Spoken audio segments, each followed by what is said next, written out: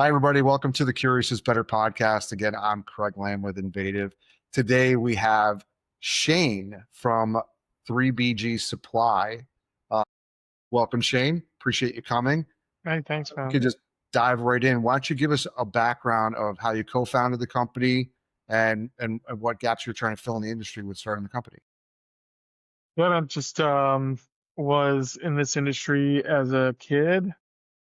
I saw it changing and evolving, and I really wanted to kind of skate to where that puck was going. And it was it was a way to kind of figure out what that looked like and how we were going to get there. And was it a distributorship? Was this going to be some type of tech enablement business? Like, there's a lot of things that we were trying out at the time. And, through that process, we kind of really became, really obsessed with like the customer's experience and that whole process. And so, I think using, you know, the distributor as a vessel to deliver that type of value to the customer was what was best suited for us.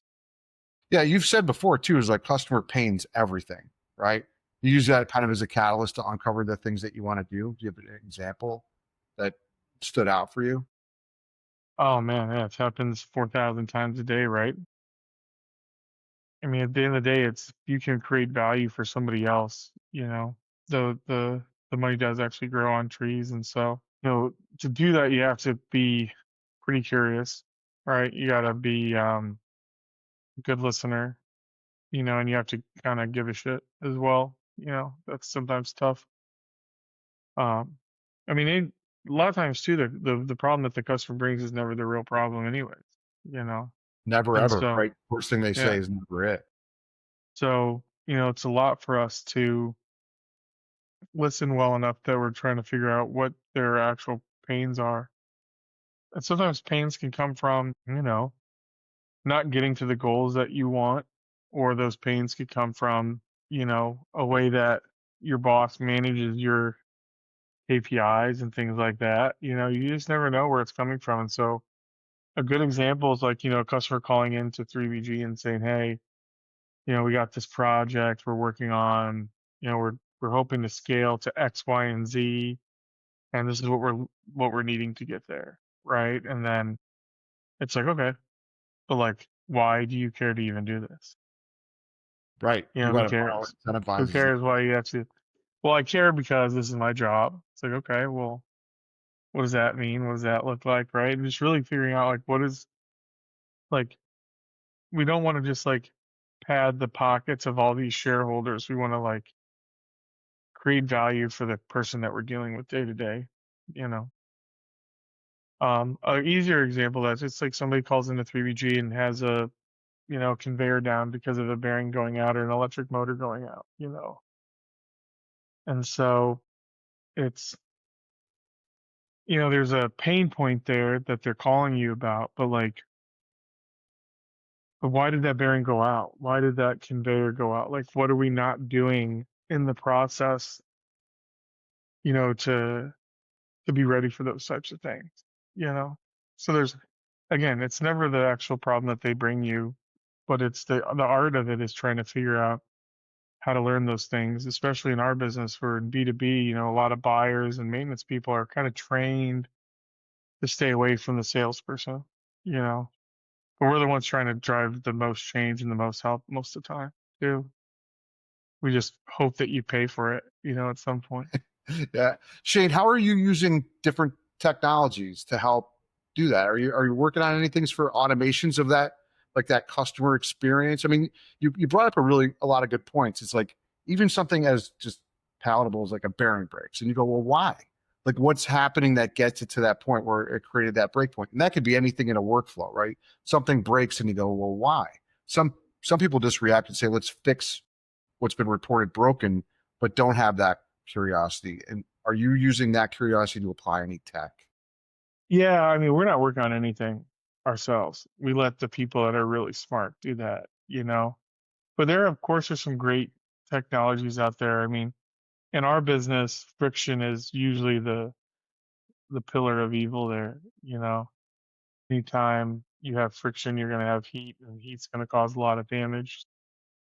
Um, any of the like automatic, greasers, where no one ever greases that bearing because it's 80 feet in the air and nobody wants to go up there. It's like, all right, well, let's go put an automatic greaser on there. Or there's a lot of 3BG offers a lot of preventative maintenance now, right? So we have a lot of systems and processes and tools and things that we do to kind of help you hedge your bet on some of these products failing in the first place.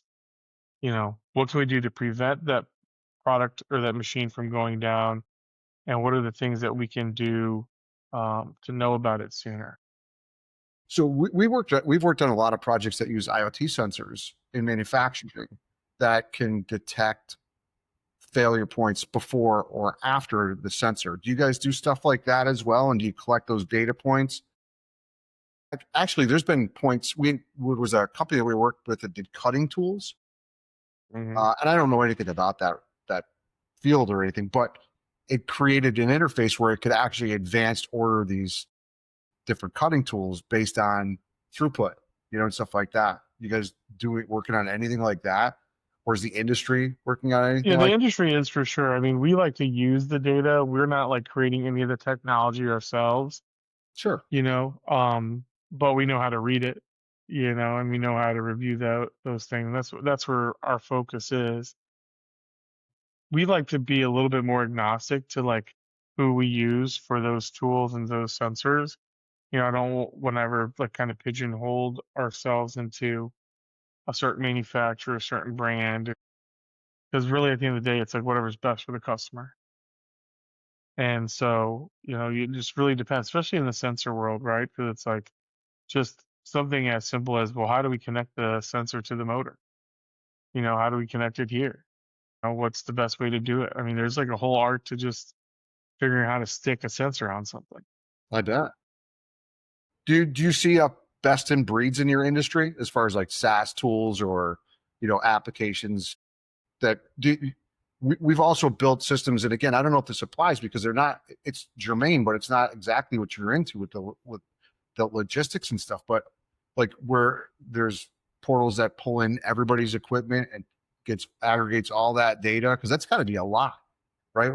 When you get into Yeah, the those problem later. is, I mean, that's going to be a big, that's going to be a big, one of the next big industries is the consolidation of all the data, right? Because everything's really fragmented now. Every brand has their own data. That's right. Every end user has their own data, That's right. and sometimes you can't put these deals together on preventive maintenance because nobody knows who wants to own the data or how they can own the data, Yeah. so it causes a little bit of friction in the industry now, but I think that'll be something down the road that'll be a big business for somebody. Yeah, I'm seeing a lot of APIs pop up with these manufacturers, right? I bet you are too, because they can't fight that fence anymore. It's like their customers are saying, "I want that data so I can aggregate it. I can learn more from my customers, right?" And work through that. How about AI? Are you seeing any AI tools start to make their way Yeah, we into? use a yeah, we so we're using AI a lot internally. Um, we use that to help coach up our sales and customer service staff. They're listening to both sides of the calls, and um, if there's certain questions about a gearbox being down, we want to make sure that our customer service teams and our sales teams are asking all the questions about it. Oh, great. What tools are you using? Are you using like Whisper or something like that to transcribe or? No, we're not using anything like that. It's more of like it's a skeleton of another product that we kind of built up ourselves over time Okay. and then integrated it into our systems that we've created, which we just use we use a simple CRM system. We just use NetSuite, but we incorporated that tool into NetSuite, which was Do, kind of a pain. do you have internal like tactical advocates or do you have developers Oh and yeah. staff and Yeah. stuff like that? Yep. Yeah, you have IT guys. Internally. Hmm. Yeah, so they're building out these smaller applications for use internally, which is you're relying largely on manufacturer technology for installs on these projects. Yeah, sometimes that's where it gets seen as get a little sticky too, because you never know if they're, you know, you never know how good their products and their solutions and their data is going to be. Sure, sure. If you had a magic wand that you could just wave over the industry as far as all the different technologies, because this is a common complaint, right? Everything's so fractured. If that could apply to you guys, what would that look like? Like what kind of that it that kind Oh, of like limit? wave a magic wand. That's a great question. Probably coming to some kind of systemization for product codes and product and product part numbers. You know, it's kind of our secret sauce too. So Yeah. but that's a big problem for customers when a part number is this. Well, how does that relate to this new part number or this different brand? And there's a lot of confusion that can happen there. Um, Especially as things become more robotic and automations need more just things need, metrics need to be a little bit more specific. Times have to be, perfect. When that arm reaches down and grabs that part, or when that part comes off the conveyor, takes a left turn towards Nashville, Hmm. those things all have to happen right away. And I think, um, like understanding the products that are creating that automation and being able to interchange those are things that are available, especially during, COVID, tariff spikes, things like that. The customer is the one getting hurt the most, you Yeah, know. I And bet. so how can we be there to support them through that? Yeah, I'm super ignorant to the industry. Do you guys have like a is there like an association where there's all these voices that kind of come together and echo these technical Yeah, obstacles? there's a few people don't love us there. Um, um, just because we're not, we're not the largest stocking distributor in the world. And, we're a little, um, we're kind of messing with the industry a little bit, not completely disruptive, but there are some really great groups and really great people that meet together and talk about these things at a high level. PTDA, those types of things, the Power Transmission Distribution Association is one that I think of. Yeah, it's not it again, maybe I got it wrong, but it sounds like your mentality is that when a problem comes up, do you look to tech to be the first solution or do you look to throw because that's what it sounds like. Do you think there's other companies out there that would rather just throw people or other resources at something and just try to plug holes? Trying to get a vibe, like it's like there's some industries, just to give you an example, like, when I'm doing projects like in telecom or fintech, it's like everything's just let's go to automation first. Let's do software first. Let's like look for that before we hire a person or change a process. Is that Yeah, I mean, it all depends on the pain point and what their goals are trying to get to. Sometimes it is like a piece of software that they need. Sometimes it's a new mindset. yeah. How do you It's like, confront how do you that? sell a new mindset? Yeah, how do you do that? Yeah. So it's just tough. It just depends. Sometimes you gotta, if you don't understand what your customers' goals are, it's hard for you to be an advocate for them. Like sometimes, years ago, someone was talking to me about sales training. He's like, are you teaching your guys how to hard close in B2B? I said, hard close. Like, no, not really. It's like, well, how do you know that they're doing everything that they can to close a deal? I don't know. It's kind of crazy. Like, why does it feel like a hard close? Like, if you truly cared about somebody, let's say if this is your brother and your brother's like, hey, we're down. I'm going to get fired. We're losing X amount of dollars every hour if we don't get this fixed. Hmm. And then you give them everything you need, and they say, okay, well, I'll give you a call tomorrow, see if this works out. You'd be like, yo, what are you talking about? I'm here to help. How would you do that for your brother? Are you going to do the same thing for your customer? Or are you going to like clam up and be like, okay, sorry, we'll talk about it tomorrow? If it's about them, if they're the ones that has the problem, it shouldn't be a hard close ever. You're doing it for them anyways. Yeah, well, it's interesting too, even posing the questions like, how do you know that you're getting as much as you can out of the deal if you don't teach these hard close tactics? And just to your point, is like it's that if you knew, what would you do with that data anyway? Because it contradicts what your company's all about. It's customer first. So, like, if you provide value, then there doesn't have to be a hard close because value does the closing. Yeah. What do we hard close them for? You know, Yeah. if So we're let doing it me for the ask, right reasons, shouldn't be a when problem. you get the deals and the projects that you go, what do you think is the biggest differentiator? Is it the way you handle customer pain points, or is it like implementation? Is it tech? like, because I'm a tech nerd, so I always like to advocate on that side, but it's not always the case, right? Sometimes it's these other soft Yeah. skills. I think it's definitely how we handle the process. I mean, we use technology to enhance the personal experience that they have with our people, you know? Um, so I would say it's how we handle the conversations, how we can, we can think about the things that are going to go wrong before they do. And, um, it's nothing like super fancy or cool. I mean, it's just like old school stuff, like give a shit about your customer and, be an advocate for them. And it should all be fine. You know what I mean? Like I sometimes people just make it so complicated. It's like, yeah, we do have a bunch of crazy AI and all this cool stuff in the background, but the customer doesn't need to understand or know any about that stuff. It's like, it's all for us just to be a better human to them anyways. So, um, I don't know. It's a great question. I think probably how we handle it, you know. Also, people nowadays, especially with younger buyers coming into the industry, they want to be a part of something, Yeah. right? Like that whole like customer relationship, like supplier buyer relationships, like kind of old school, like let's go hunting, let's go drop off donuts, that whole thing. Some of these kids don't give a shit. They're like, hey, listen, you can drop donuts off, but I gotta leave at 2:30 because I gotta pick up my kid. You know, where back in the day, these guys were picking up kids from school. You know I what I know. mean? Yeah. Like life's completely different, and so it's more about efficiency and the connection you make and how helpful you can be and how much value you can drive.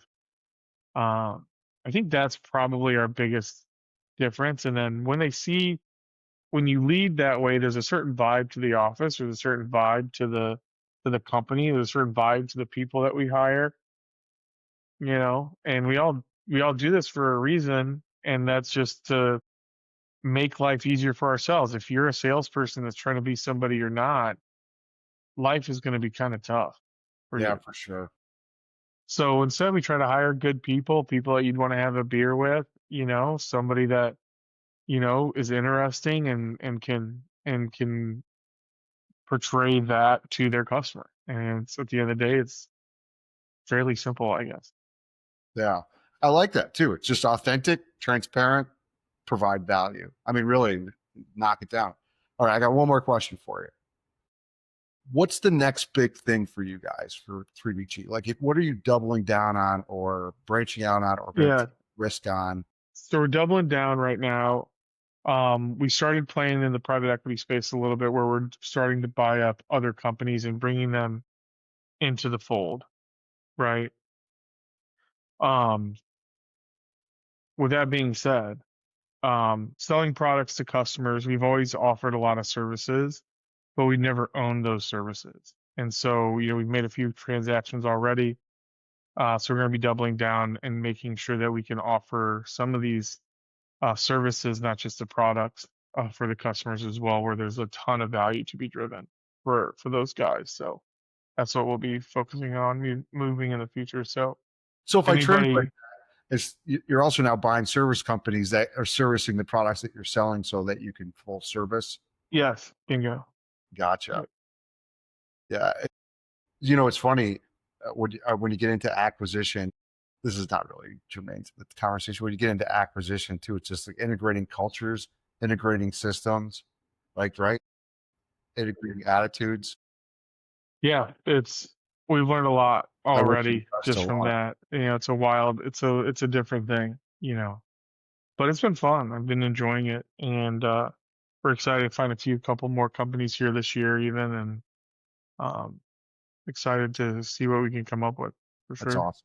Well, I'm going to circle back with you then and check and see how Yeah, you. well, I'd love to do a second episode, talk about what we found, and Yeah, that'd be great. talk about the trials and tribulations of that process. That's for sure. Thanks so much for joining, Shane. I really appreciate it. And thanks for watching. Curious is better. And have a great day, everybody. Thanks, brother.